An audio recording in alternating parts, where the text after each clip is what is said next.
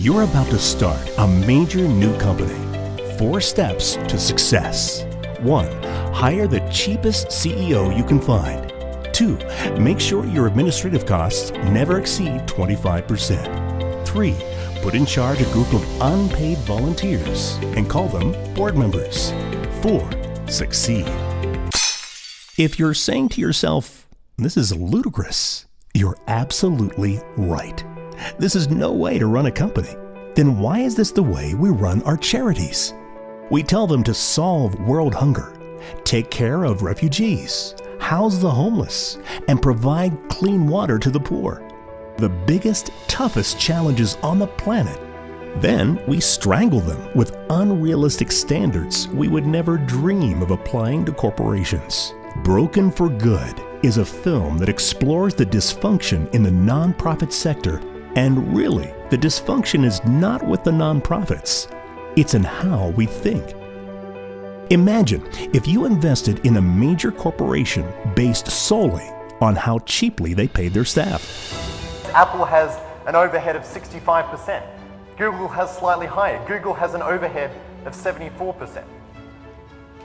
You see, in the for-profit world, when we're choosing to make for-profit investments, we recognize that administration expense isn't at all correlated with financial return. And it's about time that we realized in the charitable sector that administration expense also isn't correlated with social impact. And sometimes charities will need Google-sized expenditure to have Google-sized returns.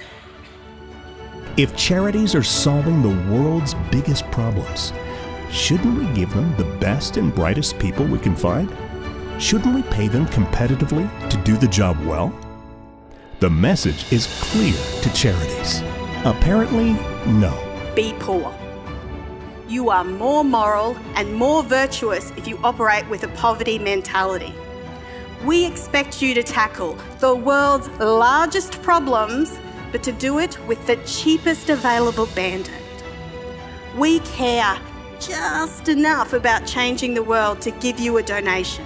But if you dare think that you can think big, that you can invest that money strategically based on what we know works in the for-profit world, we will hurt you.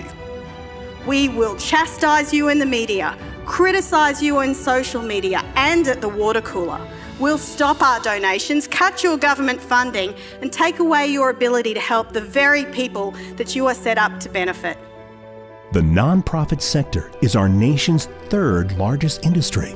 Nonprofits employ 10 million people, and yet they're held back by us. You want to make $50 million selling violent video games to kids, go for it. We'll put you on the cover of Wired magazine, but you want to make $500,000 trying to cure kids of malaria, and you're considered a parasite yourself. Doctors help humanity, yet nobody would ever question that a doctor not be well educated or have a healthy salary. So why this discrepancy with the nonprofit sector? And just because a doctor has a healthy salary, in no way does it take away the value from what he's doing. So why does it in the nonprofit sector? Broken for Good explores how our small thinking is handicapping charities from doing their job.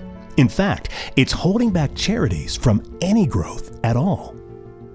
Charitable giving has remained stuck in the U.S. at 2% of GDP ever since we started measuring it in the 1970s. That's an important fact because it tells us that in 40 years, the nonprofit sector has not been able to wrestle any market share away from the for-profit sector. Too many nonprofits are rewarded for how little they spend, not for how much they get done. Instead, we should reward charities for big goals and big accomplishments, even if that means big expenses. What if we offered a competitive salary? What if we could attract the best and brightest minds to nonprofits? What if we applied a corporate mindset to charities? What could we accomplish? The question is, what couldn't we accomplish? We talk with the top leaders and thinkers of our time so we can start leading and thinking in new ways. Money is oxygen. if we don't have the air that we need, the finances that allow us to expand our mission and exponentially transform more lives, if we don't have it, we can't breathe.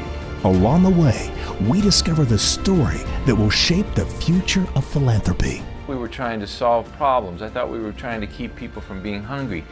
And there's no reason to listen to me if you don't want to solve these problems in our lifetime. Like, if you're happy with social progress at the pace of molasses, I think we have a system that's really great at it. We shouldn't change a thing. But I don't think that's what people want. You know, if we want to see, before they bury us, if we want to see some of these problems solved, then we have to think in radically, beautifully innovative new ways about it. We need to learn from the innovators, and those innovators come from every single sector. I feel that if we can understand what makes something like Coca-Cola ubiquitous, we can apply those lessons then for the public good. The toughest problems of the world are in front of us. Let's give charities what they need.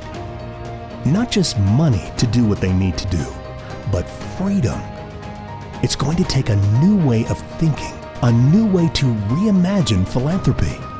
The cause is great. The stakes are high. If we're truly going to change the world, we need to change the way we think. Broken for Good, a new film, and a whole new way to reimagine philanthropy.